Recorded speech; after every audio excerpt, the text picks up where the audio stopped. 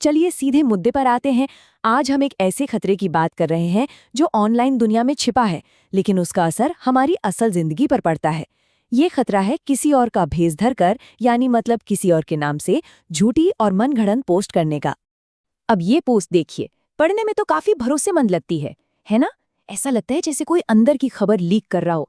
लेकिन क्या ये वाकई सच है, या फिर ये किसी बहुत बड़े खेल का एक छोटा सा हिस्सा है जिसे हमें समझना बहुत जरूरी है? तो यहाँ सोचने वाली बात यह है कि क्या ये आवाजें सच में असली हैं? क्या सच में कोई सैनिक का दोस्त या कोई आम नागरिक ऐसा सोच रहा है, या फिर ये सब एक बहुत सोची समझी साजिश, एक मनोवैज्ञानिक ऑपरेशन का हिस्सा हो सकता है? तो ये मनोवैज्ञानिक ऑपरेशन, या जिसे साइऑप कहते हैं, आखिर होता क्या है? देखिए, ये सिर्फ कोई मैसेज फैलाना नहीं है। इसका असली मकसद लोगों की भावनाओं और उनके सोचने के तरीके को ऐसे बदलना है कि वो खास तरह के फैसले लेने लगे या फिर कोई फैसला लेने के काबिल ही ना रहें। बिल्कुल, इसका लक्ष्य किसी को अपनी बात समझाना या मनवाना नहीं है।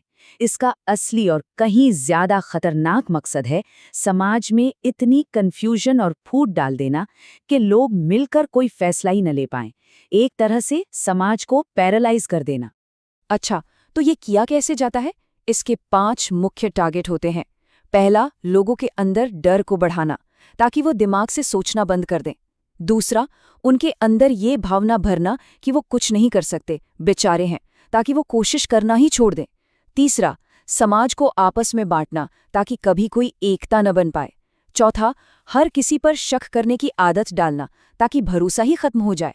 और पांचवा, ये यकीन दिला देना कि भाई सच जैसी तो कोई चीज होती ही नहीं, यहाँ तो सब झूठ बोलते हैं। चलिए अब जरा और गहराई में उतरते हैं और देखते हैं कि ये सब होता कैसे है। ये कोई अपने आप होने वाली चीज नहीं है। इन ऑपरेशंस के पीछे एक हैरान करने वाला बिल्कुल ऑर्गेनाइज स्ट्रक्चर होता है। ये बिल्कुल किसी बड़ी कंपनी की तरह काम करता है। एक टीम होती है जो स्ट्रैटेजी बनाती है कि किन मुद्दों को टारगेट करना है। दूसरी टीम ये देखती है कि पोस्ट कितना फैल रही है, कितने लोग देख रहे हैं। एक कंटेंट फैक्ट्री होती है जो धड़ाधड़ पोस्ट और तस्वीरें बनाती रहती है। और तो और कुछ लोग भाषा को सुधारने और जो लोग विरोध कर रहे हैं उन्हें चुप कराने के लिए भी बैठे होते हैं। और आखिर में बॉट्स का इस्तेमाल करके फेक ट्रेंड्स बनाए जाते हैं। और ये किसी भी लेवल पर हो सकता है। एक छोटे ऑपरेशन में कुछ दर्जन लोग और सैकड़ों अकाउंट्स हो सकते हैं।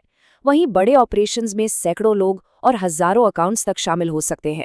बात यह है कि एक छोटी सी टीम भी ये भ्रम पैदा कर सकती है कि जैसे सब लोग एक ही बात सोच रहे हैं।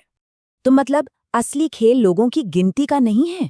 असली ताकत इस बात में है कि एक ही बात को एक ही समय पर बहुत सारी अलग अलग आवाजों से बार बार दोहराया जाए। इससे ऐसा लगने लगता है कि अरे, सब लोग तो यही कह रहे हैं। चलिए अब उन असली हथियारों पर नजर डालते हैं जिनका इस्तेमाल इस इंफॉर्मेशन वॉर में किया जाता है। मतलब वो पोस्ट जिनसे हमारा आपका सामना हो सकता है। पहली तरह की पोस्ट होती है डर फैलाने वाली। इसका सीधा सा मकसद है लोगों में चिंता और आने वाली तबाही का एहसास इतना बढ़ा देना कि वो कोई भी सही कदम उठाने से डरने लगें। दूसरी तरह की पोस्ट लाचारी और बेबसी की भावना पैदा करती है। ये लोगों को ये महसूस कराने के लिए होती है कि भाई कुछ भी करना तो बेकार है, हालात हमारे कंट्रोल से बाहर हैं, इसलिए चुपचाप बैठ जाओ। और तीसरी तरह की पोस्ट ये बहुत खतरनाक होती है। ये किसी भी मुद्दे पर बहस को सीधे सीधे पर्सनल हमलों में बदल देती है। इसका मकसद लोगों को एक दूसरे के खिलाफ भड़काना है ताकि समाज 2 गुटों में बंट जाए और कभी कोई हल न निकल सके। चौथी तरह की पोस्ट लोगों में एक तरह की निराशा भरती है।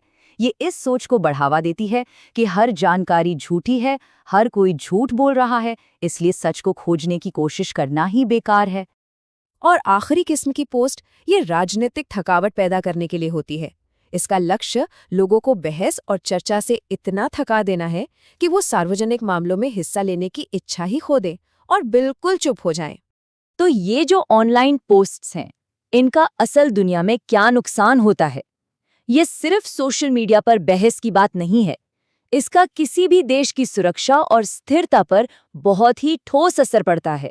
सबसे बड़ा और सबसे खतरनाक नुकसान ये है कि समाज इतना बंट जाता है, इतना थक जाता है कि वो कोई जरूरी फैसला ले ही नहीं पाता, खासकर किसी संकट के समय में। जब फैसले लेने की सबसे ज्यादा जरूरत होती है, तब कोई भी फैसला नहीं हो पाता। ये एक बहुत ही ज़रूरी सवाल है। अगर समस्या इतनी बड़ी है, तो क्या हम कुछ कर सकते हैं? और इसका जवाब है हाँ, बिल्कुल कर सकते हैं। तो चलिए अब समस्या से समाधान की तरफ बढ़ते हैं। तो अब बात करते हैं कि इन चालाकियों को पकड़ा कैसे जाए और इनसे खुद को कैसे बचाया जाए। चलिए कुछ प्रैक्टिकल तरीके देखते हैं। ये एक सीधी सादी चेकलिस्ट है। जब भी कोई ऐसी पोस्ट दिखे जिस पर शक हो, तो खुद से ये कुछ सवाल पूछिए। क्या इसमें कोई गुमनाम आदमी सुनी सुनाई बात को पक्के दावे के साथ कह रहा है? क्या इसमें बहुत ज्यादा डराने वाले शब्द हैं? क्या ये आपको मुद्दे से भटकाकर किसी इंसान पर हमला करने के लिए उकसा रहा है? ये छोटे छोटे संकेत हमें मनगढ़ंत पोस्ट्स को पहचानने में बहुत मदद करते हैं। और यहाँ 4 ऐसे नियम हैं जो हमारी अपनी सुरक्षा के लिए बहुत जरूरी हैं। हमेशा असली सोर्स तक जाने की कोशिश करें। भावनाओं में बहकर कुछ भी शेयर करने से पहले एक पल के लिए रुकें। बहस हमेशा मुद्दे पर करें, इंसान पर नहीं। और हाँ, ये याद रखें, कभी-कभी सबसे अच्छी जवाबी कार्रवाई होती है कोई कार्रवाई न करना। उस बहस में शामिल न होकर आप उस झूठे संदेश को और फैलने से रोकते हैं। और आखिर में ये एक बहुत शक्तिशाली सोच है। किसी भी देश की रक्षा की पहली दीवार उसकी सेना या उसके हथियार नहीं होते, बल्कि उस देश के नागरिकों की सही जानकारी को समझने और गलत जानकारी का डटकर सामना करने की क्षमता होती है। और ये जिम्मेदारी हम सब की है।